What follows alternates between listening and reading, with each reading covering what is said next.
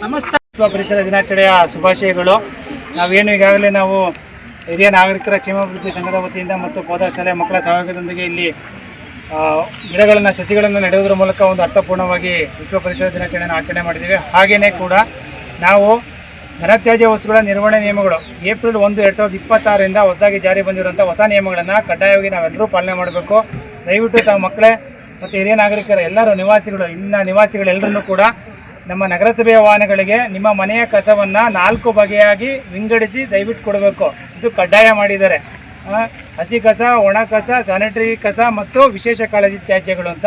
ಅದು ಪ್ರತಿ ಮನೆಗೆ ಅದರಲ್ಲಿ ಹಸಿ ಕಸದಲ್ಲಿ ಏನು ಬರುತ್ತೆ, ಒಣ ಕಸದಲ್ಲಿ ಏನು ಬರುತ್ತೆ ಮತ್ತು ಅದೆಲ್ಲ ನಾವು ಡೀಟೇಲಾಗಿ ಎಲ್ರಿಗೂ ಕರಪತ್ರ ಮಾಡಿ ಪ್ರತಿ ಮನೆಗಳಿಗೆ ಹಂಚ್ತಿದ್ದೇವೆ. ಸೊ ಹಾಗಾಗಿ ಅದನ್ನು ದಯವಿಟ್ಟು ನೋಡಿಕೊಂಡು ಮತ್ತು ನಾವೆಲ್ಲ ಶಾಲೆಗಳು ಕೂಡ ನಾವು ಕಾರ್ಯಕ್ರಮನ ಈ ವಿಂಗಡಣೆ ಬಗ್ಗೆ ತಿಳಿಸ್ಕೊಡ್ಲಿಕ್ಕೆ ಮಾಡ್ತಾ ಇದ್ದೇವೆ. ಎಲ್ಲರೂ ಕೂಡ ನಾವು ಸ್ವಚ್ಛತೆಯನ್ನು ಕಾಪಾಡೋದ್ರ ಮೂಲಕ ಕೂಡ ಈ ಪರಿಸರದ ಸಂರಕ್ಷಣೆ ವಿಚಾರದಲ್ಲಿ ಸಹಯೋಗ ಮಾಡಬೇಕು ಅಂತೇಳಿ ತಮ್ಮೆಲ್ಲರ ಸಹಕಾರನ ಕೋರ್ತಾ ಮತ್ತೊಮ್ಮೆ ತಮ್ಮೆಲ್ಲರಿಗೂ ವಿಶ್ವ ಪರಿಸರ ದಿನಾಚರಣೆ ಶುಭಾಶಯ ಕೋರ್ತಾ ನಾನು ಮಾತನಾಡ್ತೀನಿ.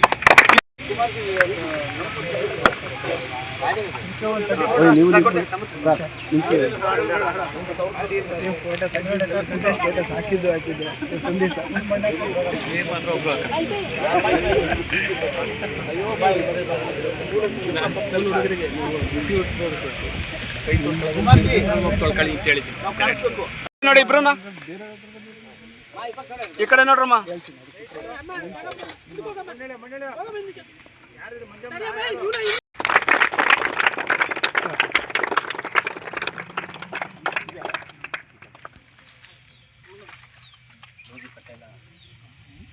ಹಿರಿಯ ನಾಗರಿಕ ಬಂಧುಗಳಿಗೆ ನಾವು ಪೂರ್ತಿ ಫೋಟೋ ಬೇಕು. ಪ್ರಾರಂಭ ಮಾಡ್ಕೊಳ್ಳಿ.